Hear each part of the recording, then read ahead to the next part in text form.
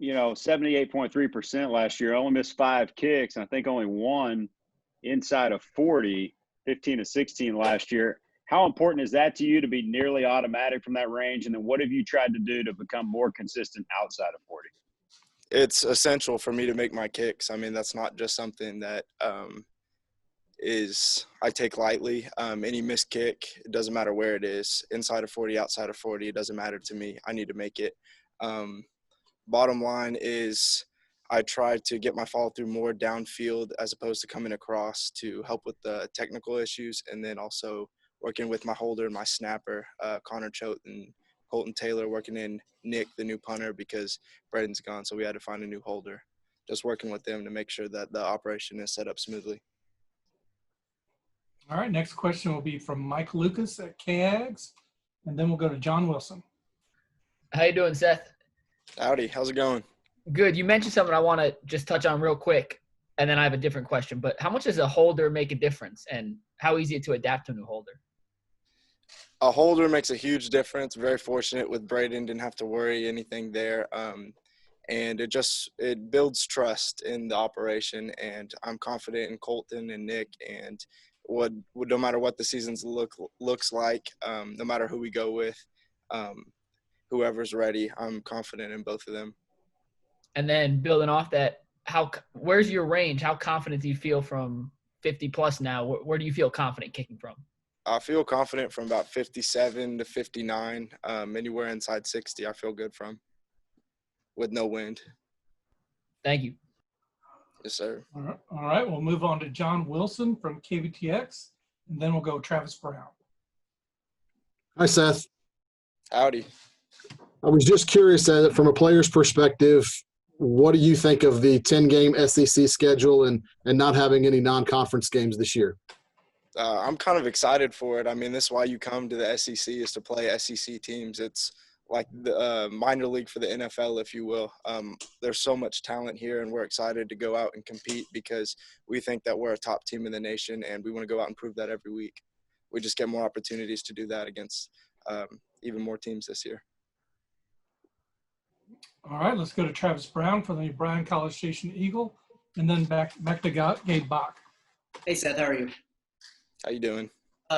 So sorry to shift a little bit off you and your position group, but curious of what your thoughts are on how Kellen has developed into even more of a leader over this offseason, what his voice has kind of been like as y'all have kind of gotten practice started underway. Oh, my goodness. Kellen has earned so much respect from this team, from myself. Everyone looks to him as the leader. Coach Fisher trusts him, and we know that he's the leader on the team, so we follow him, and we trust him to lead us wherever he wants to take us. Thanks. All right, back to Gabe Bach, and then we'll go to Shion. Kind of have a two-parter here, Seth. Number one, quickly, who's going to handle kickoff duties? Is it going to be you or Caden Davis? And then going back to that Arkansas game last year, they make a chip shot field goal and beat you without your 50-yarder. So it was essentially a game winner in the last few minutes. What did that moment last year in Jerry World do for your confidence? So to answer your first question, it was about who's going to do the kickoff duty. Right now, that's a three-way competition between myself, Caden, and Drew, and we'll see who wins it. Excited to go out there and compete with those boys, and whoever earns it, earns it. The kick last year against Arkansas, that was a fun one. I haven't had any last-second game winners yet. Obviously, that's what I live for, but that was about the closest thing that you could get to that and the bowl game. That was a big confidence, not for myself, but I feel like for the team and for the operation between me and Connor and Braden. It's just you go out there, you make plays, and it builds confidence. All right, so we'll move on to Shihan from Dave Campbell's Texas Football, and then the Kirk Bowles. Hey, Seth. I know that you might have seen some of the reports coming out that the NCAA is considering giving basically this year off from eligibility and not exhausting this year. Do you think that that's the right decision? And from your perspective, I mean, how does that kind of affect things for you potentially?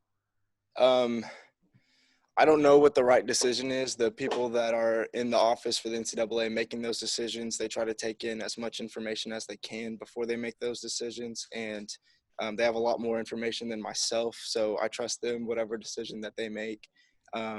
how that affects me as a player, I just want to play football. So hopefully we get to this season and I'll be ready to, and this team will be ready to. All right, let's move on to Kirk Bowles from the Austin American-Statesman, and then on to Matt Roberts. Seth, you said you think y'all are a top 10 team in the nation. Do you think other people are sleeping on the Aggies, and do you consider yourselves a favorite to win the league? I didn't say that we were top 10. I said we were one of the top teams in the nation. So I'm excited to go out and compete and improve that every single week, no matter who that we play. It doesn't matter if it's in conference or out of conference. We're just lucky enough that it's in conference this year. And what do you like best about this team? I love the attitude and the energy that we're bringing. I feel like we had a lot of pin-up energy, especially not having a spring ball. I love the attitude that this defense has brought the first couple days to practice, led by Michael Clements, and then, of course, Jamon and Kellen leading the offense. I'm excited. All right, we're going to move on to Matt Roberts from Fox 44 in Waco, and then on to Brent Zorneman. Sorry. Oh, you're good. Seth, I guess you kind of talked about it right there, but is there any extra sense of urgency this year, knowing that you have Vandy and then Alabama, Florida, they just keep coming like that? Is there extra sense of urgency this fall? There's always a sense of urgency. It doesn't matter who we play. Like I said, we're lucky that it's all SEC this year, but sense of urgency is always there, especially since we didn't get spring ball this year. We've kind of had to move a little bit faster over the past couple of weeks with walkthroughs, and now we finally started fall camp. So I'm just happy it's here. All right, question from Brent Zorneman at the Houston Chronicle. Hey, Seth, you mentioned Nick earlier. We don't know anything about him. Obviously, he has big cleats to fill. And, tell us a little bit about his personality as well. Any Australian I've ever known has been a kind of a fun guy. What kind of guy is he? Oh, he's absolutely hilarious, 100% pure Australian.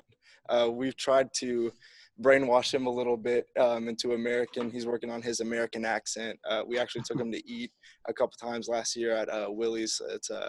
It's a burger place, and every time he would go up, he would try out his American accent and go, "Hello, could I please get a burger and fries?" And he would just try to overemphasize the American. It's awesome. Love Nick. He's a great punter. He's very natural when he punts the ball. I mean, in Australia, they grew up kicking the ball as we do in America, throwing the ball. So it's very natural to him. I'm excited to see what he does this year. And he's got big shoes to fill, but he's got a big foot. So I'm glad he's part of the group. You bet. All right, we'll move on to Justin Woodard from KAGS, and then Chip Howard. Seth, were you surprised that your name didn't pop up on the Luke Rose Award preseason watch list? I don't really care about the preseason as long as it shows up on the postseason. When we win the national championship, hopefully, that's all I'm worried about. Would you like to be considered one of the best place kickers in the nation? I would like to. I think that I am, but I have to go out and prove that, and I just have to continue to improve every year. All right, we have Chip Howard, and no one else seems to have a question, so it may be the ender. Seth, you've obviously kicked in Kyle Field when it's empty with only maybe 25,000 fans this year. How different do you think that might be kicking in the stadium? And does it change when the stadium's full or when it's empty? Do the wind currents change at all? Does that make a difference? That's getting really technical. I haven't really thought about how it affects the wind. I don't think it does. At the end of the day, it's the same 100 yards and it's the same upright. So I'm just going to try and go out there and do my job. It's going to be a little weird not having it full, whatever capacity that it's at. Hopefully there are fans because that makes college football so special is the game day atmosphere. But just excited for the opportunity to go out and play some football.